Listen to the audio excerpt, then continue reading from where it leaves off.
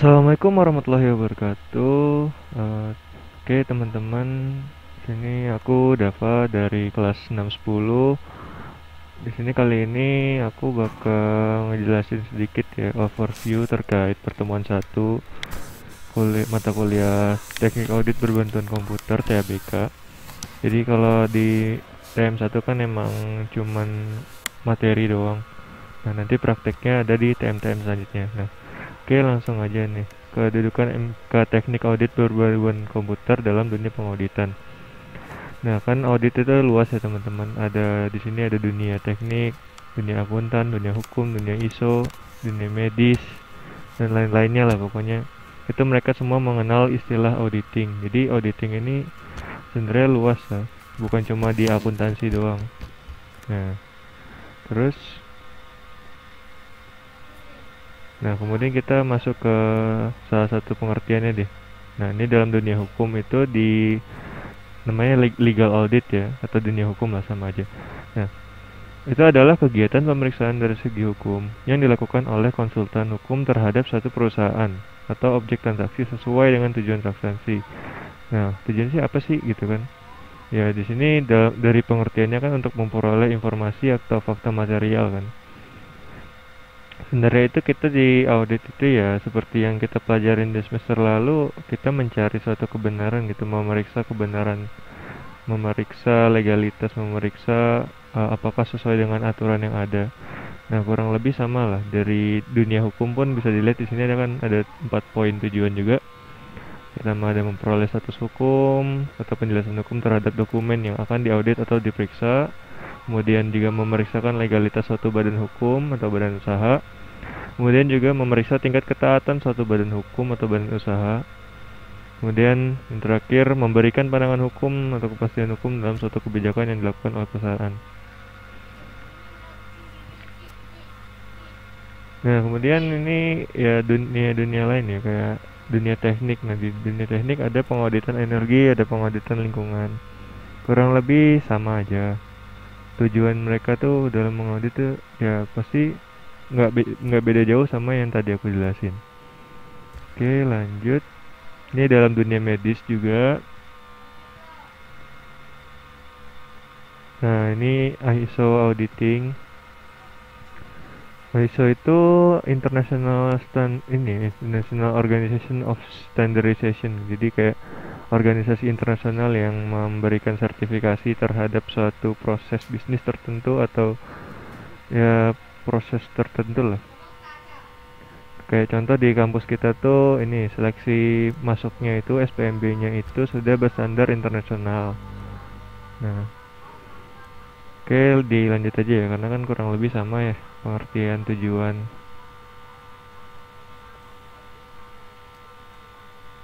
Nah, ini juga IT auditing adalah pemeriksaan dan evaluasi atas infrastruktur teknologi informasi atas suatu organisasi.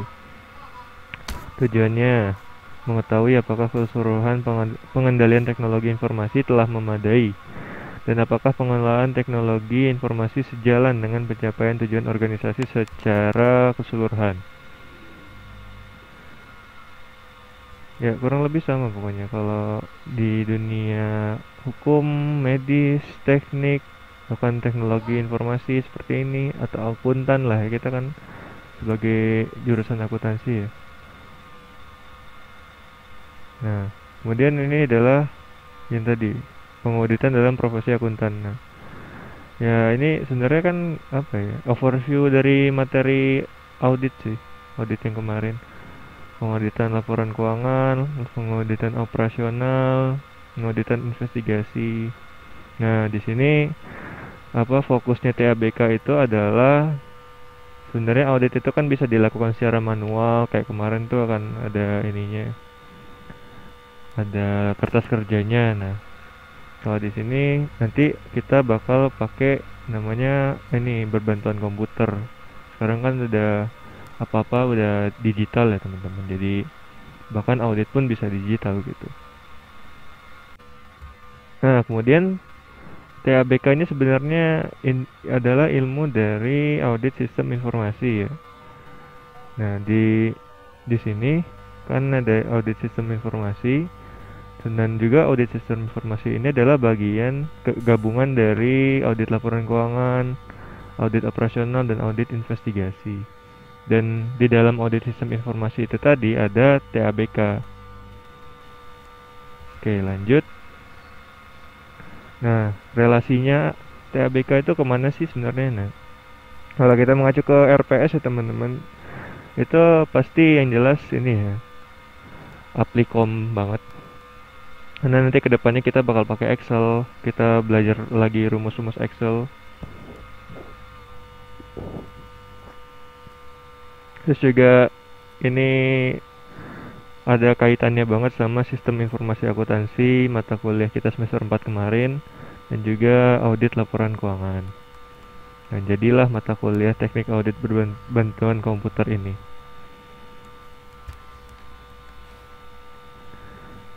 Kemudian ini hubungannya dengan mata kuliah audit laporan keuangan. Tadi seperti yang aku bilang di sebelumnya, mengaudit itu sebenarnya ada dua cara.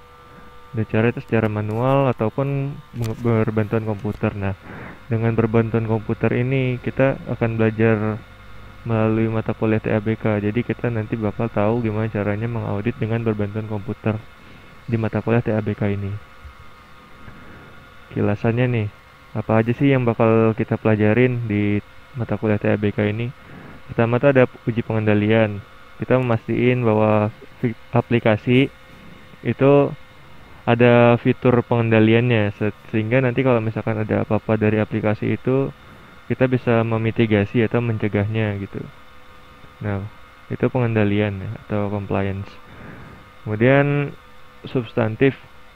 Substantif ini dia memastikan bahwa output atau laporan keuangannya itu nggak ada kesalahan gitu. Nah, mungkin kalau di secara ringkas gini kayak kurang tergambar. Nah, nanti selanjutnya akan ada lagi ilustrasi terkait ini. Oke, next kita. Nah, ini kan uji pengendalian aplikasi. Tujuannya itu memastikan bahwa aplikasi memiliki alat-alat kendali yang dapat menemukan atau mencegah terjadinya kesalahan input, kan? Tadi seperti yang aku bilang sebelumnya. Dan memastikan bahwa alat kendali dalam aplikasi itu bekerja efektif. Jadi alat kendalinya itu harus kita pastiin dalam uji pengendalian ini agar bekerja efektif. Oke, itu pengendalian aplikasi. Kalau substantif itu memastikan bahwa laporan keuangannya ya, memastikan bahwa laporan keuangannya. Tadi kan ini ya alat pengendalinya lah. Nah, kalau sekarang ini laporan keuangannya yang tidak mengandung kesalahan. Kesalahannya itu bisa disebabkan oleh input yang tidak valid, tidak akurat, dan sebagainya. Ini ada, bisa kalian baca sendiri. Oke, next. Nah, ini tadi kan aku bilang ada secara manual dan berbantuan komputer ya. Nah, kalau misalkan kalian maunya manual ya cara mengujinya itu kayak gini nanti. Sedangkan kalau komputer ya ini, ya intinya sih lebih ke ini ya, efisiensi ya. Karena dengan komputer biasanya pekerjaan yang lama akan menjadi cukup lebih singkat ya, biasanya seperti itu. Nah, ini RPS-nya kita lanjut aja. Proporsi nilai mungkin teman-teman udah pada tahu semua. Nah, ini sedikit materi SIA sih. Ada input, proses, output ya kan. Nah, di sini kita bakal menguji dari apa namanya? TABK akan menguji inputnya, prosesnya, outputnya. Jadi kita kayak menguji sistem pengendalian internalnya gitu loh teman-teman. Nah, ini alur audit ya. Kayaknya nggak usah kita ini bahas banget karena aku yakin teman-teman udah pada tahu di semester sebelumnya. Ya, ini ada proses 1, fase 1, fase 2, fase 3, fase 4. Oke, kita lanjut aja. Nah, ini kalau di sistem yang manual, ini audit sistem manual ya teman-teman. Jadi kalau di audit sistem manual itu uji substantifnya itu ada dua nih. Atas transaksi dilakukan untuk memastikan secara akurat dan lengkap. Terus ini juga sifatnya occurred, benar-benar terjadi. Itu untuk transaksinya. Sedangkan kalau untuk saldonya itu kita uji juga substansinya untuk dipastikan bahwa saldo awal itu valid, akurat, lengkap, dan direkam secara benar. Nah, kemudian juga saldo akhirnya juga merupakan hasil perhitungan yang akurat. Jadi benar-benar kita cek saldo awal, saldo akhir, terus selama prosesnya bagaimana. Saldo akhir aset, utang benar-benar ada, eksis, dan juga benar-benar terjadi. Nah, itu sepertinya tidak perlu kita jelaskan lebih rinci ya, karena udah ada di mata kuliah AKSK sebelumnya. Oke, kemudian ada uji pengendalian. Uji pengendalian dalam sistem yang manual ya. Yang manual itu menilai kualitas dari rancangan sistemnya, kayak SOP, flowchart, tunjuk teknis, dan sebagainya lah. Nah, proses ini bisa disebut dengan review atas sistem pengendalian internalnya. Dan juga menguji apakah sistem berjalan sebagaimana seharusnya.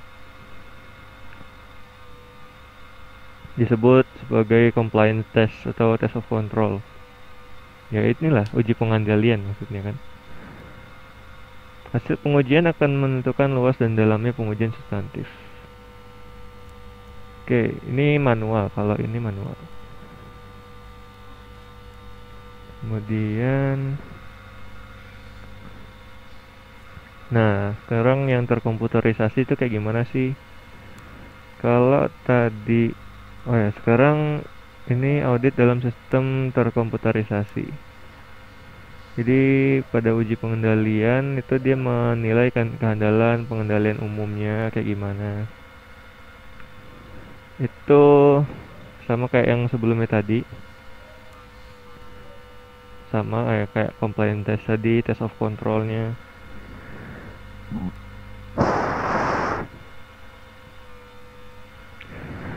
Nah, terus juga ada menilai kehandalan dan efektivitas pengendalian aplikasi. Nah, tadi kan aku bilang ya, menguji apakah input, proses, dan outputnya itu ada, handal, dan berfungsi efektif. Nah, kemudian untuk yang masih terkomputerisasi, itu uji substantifnya itu dilakukan untuk, ya sama ya, tadi kan ada transaksi juga, ada atas transaksi, ada atas saldo gitu. Nah, sekarang ya kurang lebih sih sama ya teman-teman. Karena bedanya paling ya lebih gampang aja kalau kita pakai yang terkomputerisasi untuk menangani data yang sebanyak mungkin. Kita nggak perlu memeriksa satu-satu gitu loh, karena udah ada aplikasi. Jadi sebenarnya apa sih bedanya gitu kan? Nah, tujuannya itu sama. Tujuannya ya pengendalian apa maupun mau pengendalian atau substantif itu dia sama tujuannya ya untuk mengecek tadi kan kurang lebih kan sama tuh. Sebenarnya yang beda itu cuma teknik auditnya aja. Teknik audit dan komputer itu pasti sangat berbeda. Mengapa berbeda? Nah, ini kita bisa coba kita analisis ya. Perubahan signifikannya ya cara bertransaksi, cara pengolahan data, cara berkomunikasi, dan sebagainya.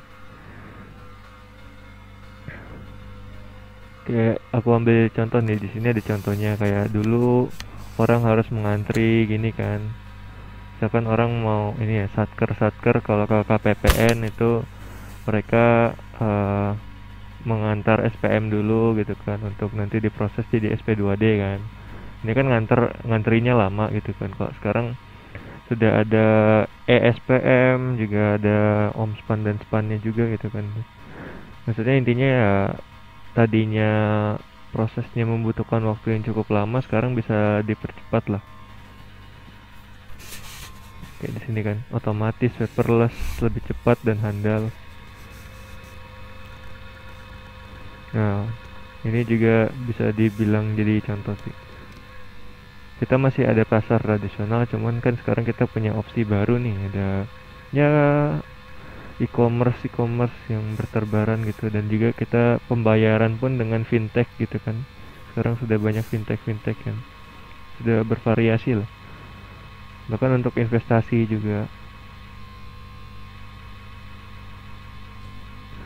Terus dalam akuntansi juga ada perubahan signifikan, yang tadinya dia pakai buku besar, literally buku besar seperti ini.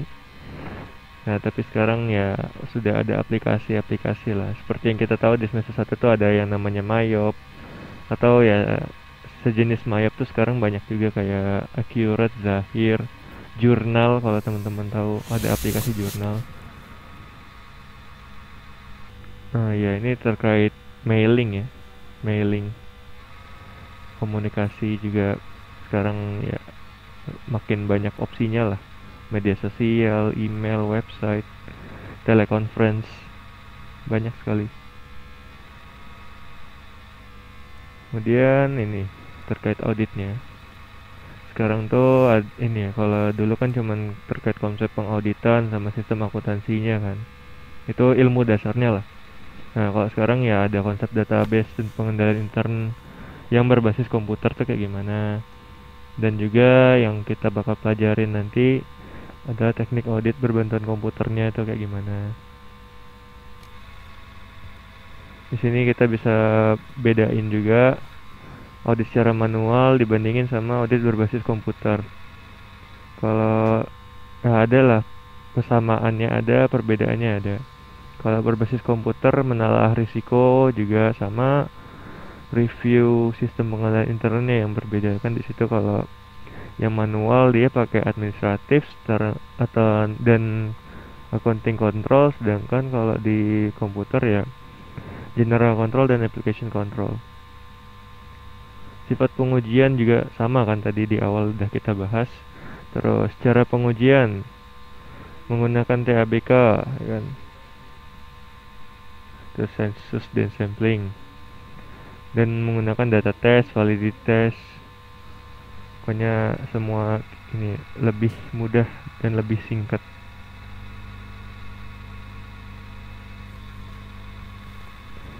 Proses penyusunan laporan keuangannya pun bisa dibilang ya lebih cepat lah ya. Karena kalau di berbasis komputer tuh ya dari bukti transaksi terus kita rekam, terus yang sudah direkam itu nanti masuk database. Dari database akan menghasilkan output dan jadilah laporan keuangan. Sedangkan kalau manual ya misalkan kita dapat bukti transaksi, memo, nota dan sebagainya, faktur mungkin kan. Itu kita jurnal dulu satu-satu gitu kan. Belum lagi setelah di jurnal harus diposting lagi buku besar.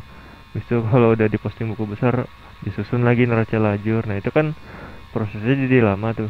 Dibandingin sama berbasis komputer kan kayak ya lebih cepat.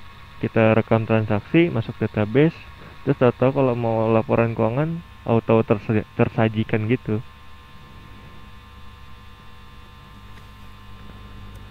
Kemudian ini computer based of accounting system. Nah, sini kita lihat gambarnya. Ini terkait uji kehandalan pengendalian aplikasi. Nah, tadi kan ada uji pengendalian nih, pengendalian aplikasi. Yang diuji itu keandalannya itu adalah yang komputer program itu, database-nya, dan juga report writer programnya. Ya kayak tadi kan misalkan kita ini ya, dapat nota, dapat memo, dapat faktur. Nah, habis itu ya kita input kan ke komputer program tuh. Nah, di komputer programnya ini nanti dicek pengendaliannya kayak gimana. Terus kan begitu masuk masuk komputer kan yang sudah berhasil di input kan masuk database. Database-nya pun nanti dicek keandalannya. Ada yang error nggak ininya? Rumus-rumusnya kah atau apa gitu. Itu pengendalian aplikasi, dan juga nanti udah jadi database, mau diproses ke laporan pun itu harus kita periksa juga keandalan pengendalian aplikasinya. Itu yang pertama. Kalau yang kedua, ini udah uji substantif, bukan pengendalian lagi, udah beda. Ini sekarang kita menguji substantif atas validitas, akurasi, dan kelengkapan input. Data-datanya ya tanggal, bukti apa namanya, nomor faktur atau nomor notanya dicek apa udah selesai belum, saldonya dan sebagainya. Tadi kan udah ada di depan. Terus yang ketiga adalah uji substantif atas akurasi dan kelengkapan output. Nah tadi yang aku bilang, jadi substantif ini ya mengecek ininya juga lah, laporannya itu kelengkapannya gimana, akurasi dari saldonya, tanggal-tanggalnya dan sebagainya. Oke, mungkin kayak gambaran aja sih, nanti ke depannya pasti bakal lebih ini, kita bakal lebih bisa paham ini kalau udah nerapin gitu.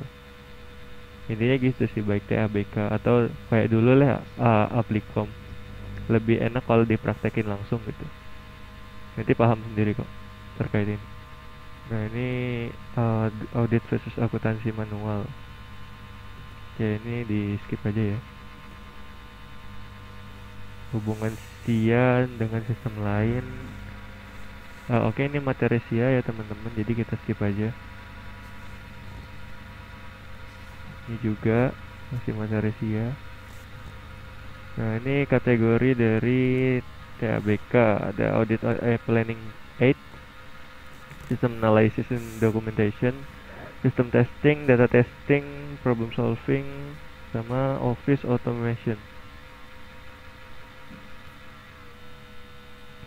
Di audit planning 8 ada audit program generator sama working paper generation. Audit program generator itu ya dia mengenerate audit prosedur untuk ya risk assessment, extend timing, ini ke staffing. Mungkin nanti untuk 6 poin yang tadi aku omongin ini cuman apa ya, cuman sekilas aja ya, soalnya nggak bakal terlalu dibahas juga. Nanti begitu kita praktek bakal paham kok apa namanya, ini tuh sebenarnya masuk kemana, ini masuk kemana. Ini audit planning ads ini sendiri seingatku nggak pakai Excel. Coba nanti kita lihat di belakang. Ini bukan Excel, tapi ada kayak apa ya, aku lupa nama aplikasinya. Oke, yang ini kita skip aja ya. Audit program generator tadi udah, sama working paper generation. Kemudian ada system analysis and documentation. Itu ada pertama automatic flow charting, ada flowchart package, internal control modeling system, sama review of program logic. Ini masih belum masuk ke Excel. Flowchart itu ya ada bikin flowchart sendiri otomatis gitu, atau kita mau pakai yang udah tersedia, template lah ya bahasanya ya. Ada kayak template-nya gitu flowchart-nya, atau nanti di modeling pakai modeling system. Terus ini juga di review sih, tapi ya ini tuh sebenarnya bukan auditnya sih, kalau lebih ke program logiknya. Dan ya but require a good understanding of programming language. Nah, which is out of our context ya kan. Di luar konteks banget lah ini. Oke, makanya cuma tak review aja ya.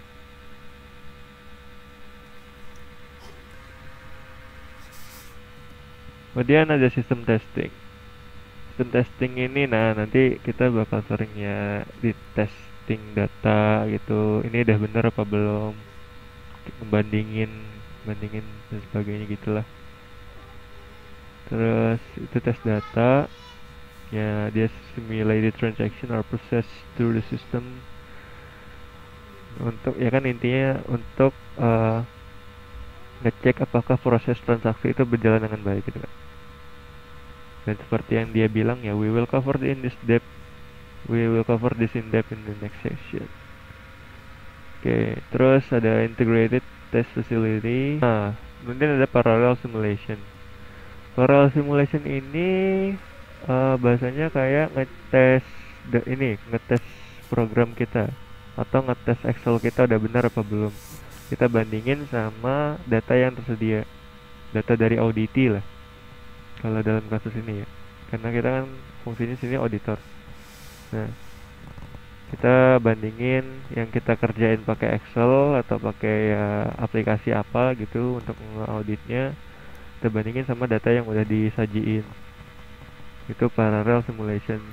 Dan intinya emang buat ngecek apa namanya ya, efektivitas dari aplikasi itu sendiri sih. Kemudian di sini ada program comparison 4 nih, ada nomor 4, data testing. Itu ada general audit software, kemudian custom software, terus ada utilities, kemudian ada query language. Oke. Nanti akan ada apa materi terkait ini kalau nggak salah ya, ada SQL gitu, query language. Jadi kayak ini sih, apa namanya, kita ngambil data tertentu atau informasi tertentu dari database gitu, ada ininya, apa ya kalau di programming itu namanya, aplikasi database kalau nggak salah ya, MySQL kalau nggak salah, nanti ada sih. Ya itu masih lama sih itu. Kita lanjut aja. Ini ada no audit module. Yang terakhir ada problem solving. Ini ada online database, jadi kayak ada cloud ya, kalau kita taunya kan cloud storage ya, kayak Drive Google atau apa aplikasi yang dibuat sama Microsoft itu aku lupa, OneDrive, sama ya banyak lah sekarang. Nah terus expert system yang ya incorporate the knowledge of expert lah. Ya sistem itu bisa diandalkan karena udah mencakup knowledge-nya para expert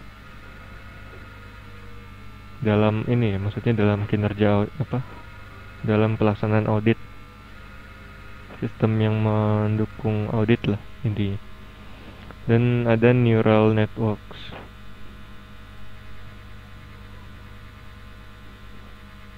Aku agak bingung ngejelasinnya, tapi kayak apa sih namanya, ada satu pattern khusus gitu, kayak kode-kode khusus yang hanya mengerti sama komputer.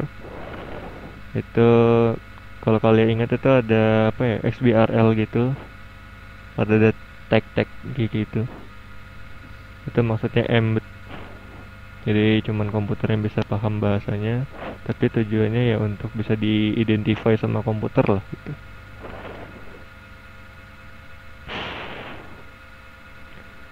Kemudian di sini office automation-nya ada word processing kan, ada spreadsheet. Nah, ini spreadsheet yang bakal sering kita pakai nanti.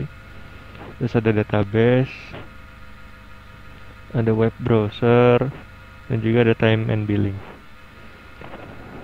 Nah nih, aku udah bilang tadi di awal kan ya,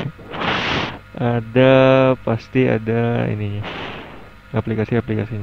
Tadi kan yang tahap perencanaan itu audit planning, itu dia pakai teammate, Microsoft Project. Nah iya, tadi aku lupa namanya. Terus ada mind map. Yang mind map itu ya kayak kalian bikin mind map gitu loh. Terus ada program audit. Terus overview sistem pengendalian internal. Nah kayak tadi kan ada pengendalian internal juga tuh.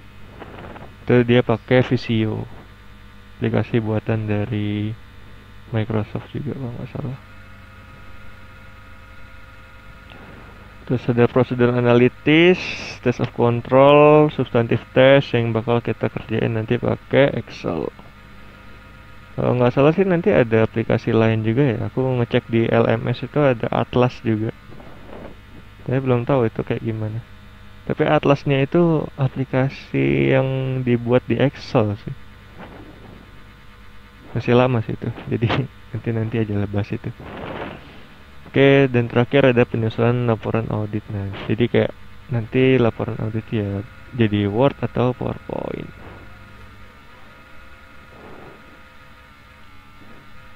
Oke, terima kasih. Kurang lebihnya aku mohon maaf karena jujur agak gimana ya ngejelasin materi yang harusnya praktek semua tapi ini teori juga. Eh, Maaf kalau misalkan tadi agak belibet ngejelasin materi teori-teorinya. Kalau ada pertanyaan ya bisa di kolom komentar atau mungkin bisa hubungin aku.